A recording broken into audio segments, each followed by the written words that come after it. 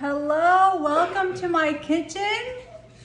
So last week when I went grocery shopping, I actually got plantains instead of bananas. How many of you like plantains? Know what to do and how to cook them? Well, today we're going to show you a few ways what you can do to prepare and eat plantains. So my son is going to come over here and he's going to tell you one way that he's used plantains.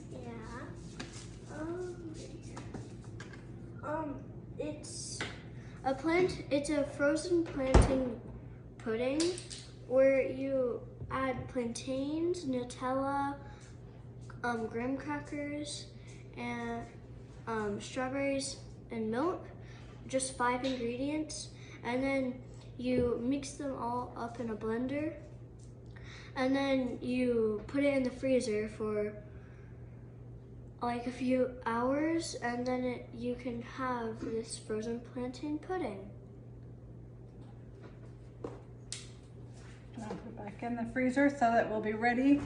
So it's a nice dessert that will keep you cool this summer. Another one is plantain pancakes. So I thought, hey, we'll have plantain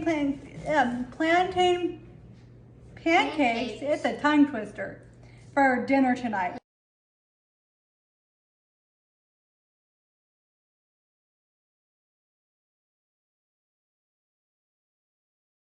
So ingredients that you need are 2 medium plantains, 1.5 cup flour, 2/3 cup milk, 3/4 cup water, 1/4 cup sugar, and you can adjust that measurement to your preference of taste.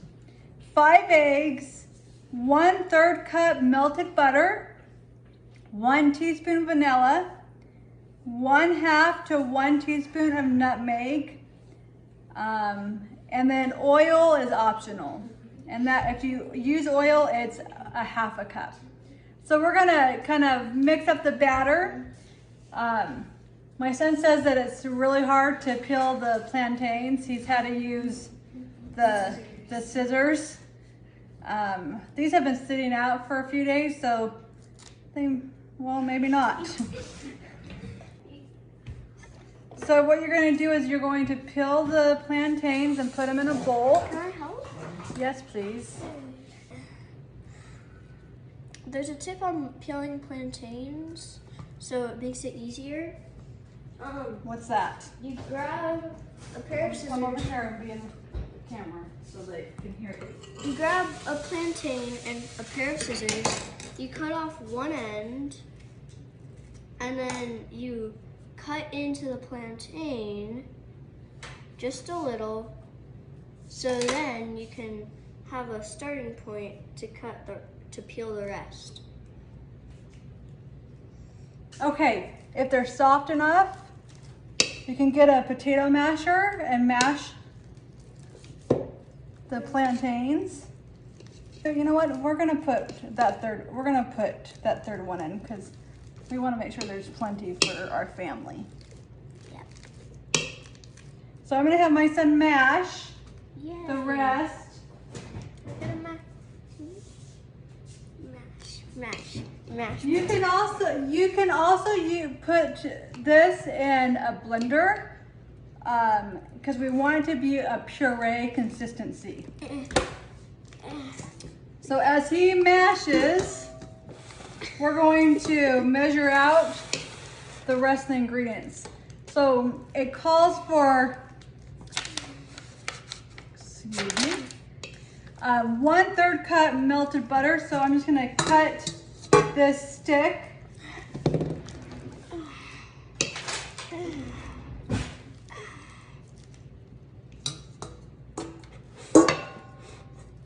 What was it? 1/3 cup. Mash. So I'm gonna put this 1/3 cup, well, a little bit more than 1/3 because we did 3 bananas, into the microwave so that the butter is melted. Can I tell them how much to mash it up to? Yeah, show them. You should mash it up about to this, or blend it to about this consistency. Oh, a little bit more than that. So I just put in the stick of butter, the amount of butter that we needed, and I'm just gonna melt it in the microwave. I like to put it for like 2 seconds at a time, because butter melts really fast. Just keep mapping it alive. It's easier to have a friend or family member to help you get do the steps quicker. Now that we've mashed up and pureed, I'm gonna do just one more just to. So next is 1.5 cup flour. So with, Wait, no. Yeah, it's a spatula. yep, it's a spatula. So I'm just gonna take the rubber spatula and just level out the flour. So I did 1 cup, and then we're gonna do, you can use the same measuring cup and just fill it halfway full, or you can get a specific half cup. So I filled up at half, okay? And then we need 2/3 cups milk. Can you hold this for me? Okay, sure. So we're gonna use 1/3 cup measuring cup, and we're gonna fill it up twice for 2/3. So I'm gonna fill up to the top, okay, and then pour it. Then we're gonna do it one more time. So there's 2/3 cup milk.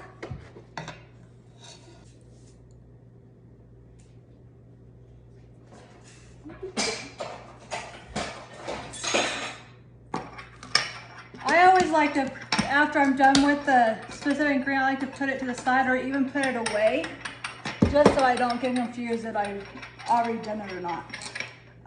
3/4 cup water. So this is a 1/4 cup, so I'm gonna have Era pour 3 of these in here. So we're gonna do 3 of these because it's 3/4 cup water.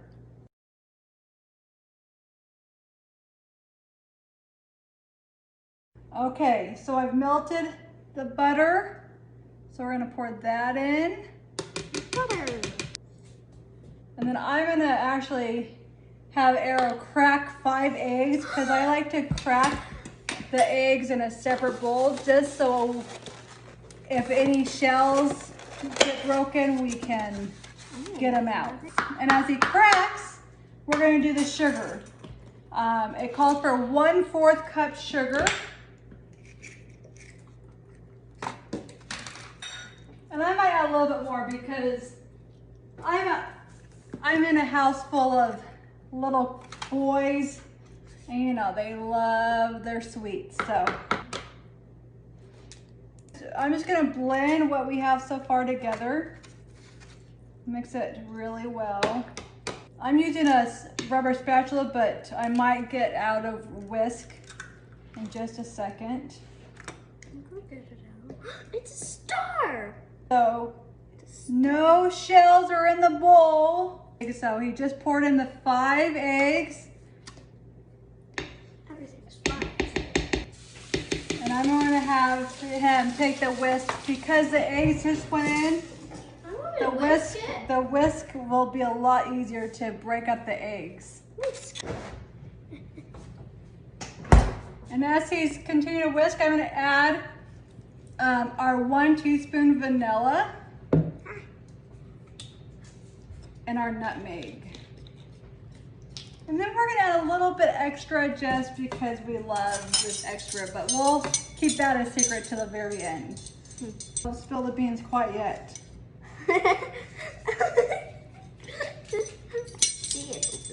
So, 1 teaspoon of vanilla.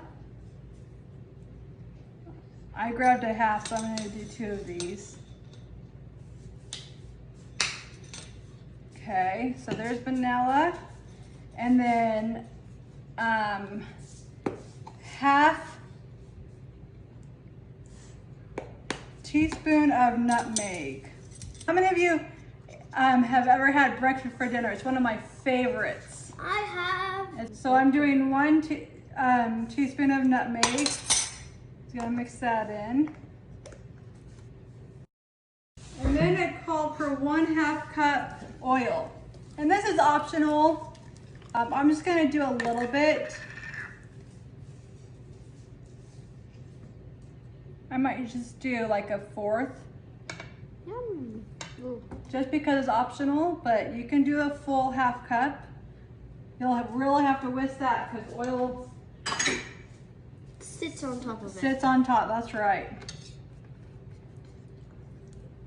I still see the oil.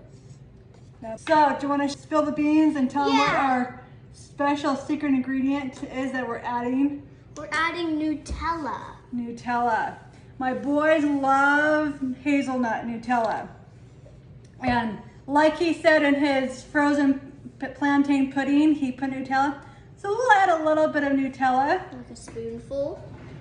Probably a couple just because of how much batter goes to even it up. So you don't have to do this. This is just our personal preference. Another scoop. What? Does it smell good? Yeah. Plantains and Nutella go very well together. Okay. No Nutella left behind. Yes. So he's gonna stir that up. Ooh, it's turning brown. Yep. Okay. So this, once you have all the ingredients mixed together, put the bowl of batter in the refrigerator for at least 30 minutes. Longer is always better, even overnight. So if you plan ahead, you can prepare this batter and then put it in the fridge till the next day. Is it ready? Yeah. Can you put that in the fridge for us?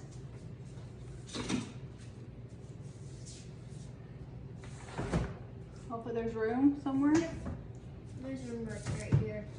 Okay, so we'll come back to how to fry those up later this evening.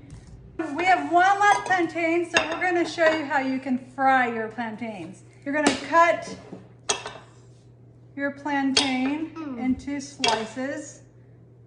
This plantain is Really getting soft, so this is the best time.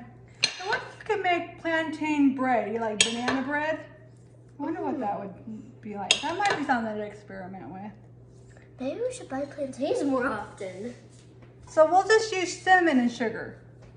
So I'm gonna have my son come and pour some sugar and some cinnamon into a bowl and mix it up before we dip them. Yep.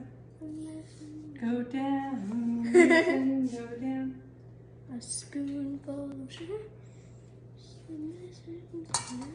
Scoop, and then we'll do, because remember we don't have a whole lot. Okay, now let's pour some cinnamon. Alright, pour the cinnamon. Then mix it, Just a little bit. and then mix it.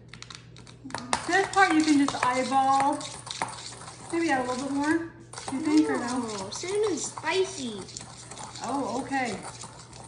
I'll listen to my assistant here. We love to watch baking shows and cooking shows. Like what are some of our favorites? Sugar Rush. Sugar Nailed Rush. it. Nailed it. Pretty delicious. These are all shows on Netflix. If your family has a subscription to Netflix, you should look them up. They're pretty good to watch. Okay, so we just put a little touch of oil onto our skillet, and my son is moving it all around. So I put the stove on medium heat, and now he's going to dip each of the slices into our cinnamon sugar mixture, and then he'll put them safely onto the skillet. One plantain seems like enough. Sizzling. Them sit on one side, so just keeping a close eye on them, and make sure you get a family member to help you, and just check them. And when they have kind of browned up, you can flip them. Yum. So it's been a minute, and they are this beautiful golden brown. Wow. So we'll keep those for a minute, and then we will be done. Yeah. We'll come back and we'll do a review. Okay, Eero, so how did you like the caramelized plantain slices? We might have not cooked them right, but they didn't taste that good. I'd recommend maybe try, instead of doing sweet, try doing savory. Any suggestions to make it savory? Probably by adding salt and maybe just spices. To me, they weren't really good, but they can be really good to you. Okay, so our batter has been in the fridge since this morning when we made it. Ours, it looks brown because we added Nutella, so yours won't look brown if you didn't add any type of chocolate added. So if you have a skillet like this, you can plug it in, and I have it at 300, 325. You can also do it on your stovetop on medium heat.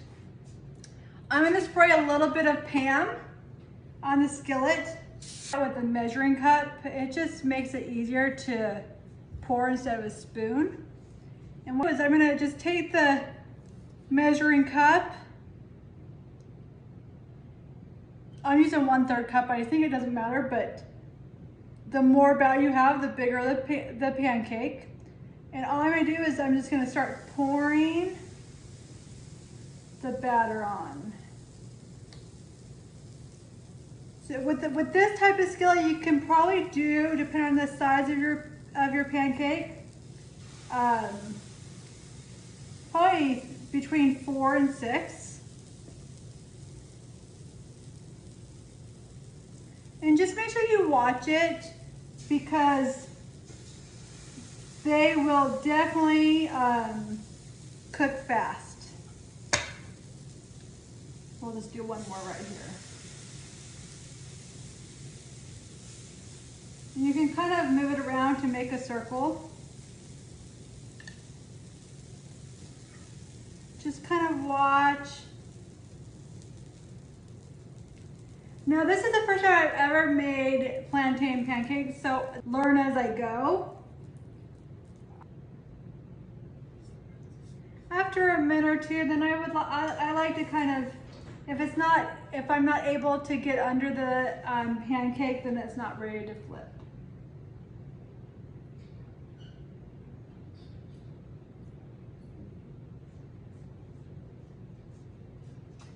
And sometimes you have to adjust the temperature.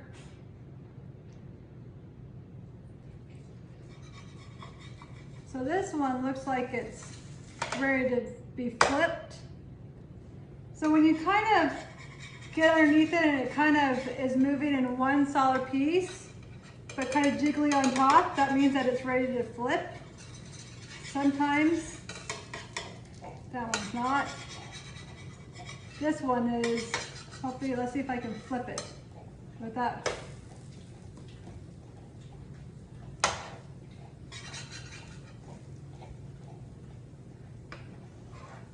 Sometimes you have to kind of work with it.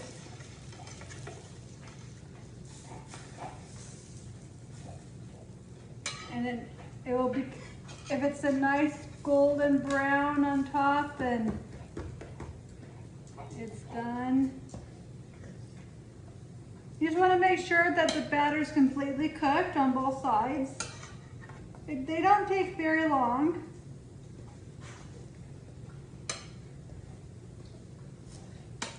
Now, I don't know about you, like when I was growing up, when we would have meals like this, there were, you know, a few would be ready at a time. Then we would make an assembly line, and families that were ready to eat would come up, and the rest of us waited for the next batch. You can also put these on a cookie sheet and put them and turn it on your oven to warm. If you're the type of family that everyone waits for everyone to get their own plate of food, to keep them warm and so that everyone is being served at the same time. So you just keep doing this until the batter's gone. So I'll be right back. You can puree the batter even finer than what we did in a blender. And if you know how to do skinny pancakes, or crepes, that's how I grew up knowing them as skinny pancakes. You're gonna take a small skillet and pour just a little bit and then kind of move the batter around to thin it out, and then it can be rolled up. These are thicker, but you can also do that if you puree the batter in a blender and really make it more fine. Stay tuned, and we will tell you our reviews. Okay guys, what's the consensus? Give me a thumbs up or a thumbs down. It's just soup. It's super. How about you, Dad? Good. Hope you guys get a chance to try it, and let me know in comments if you've done it and how you like it.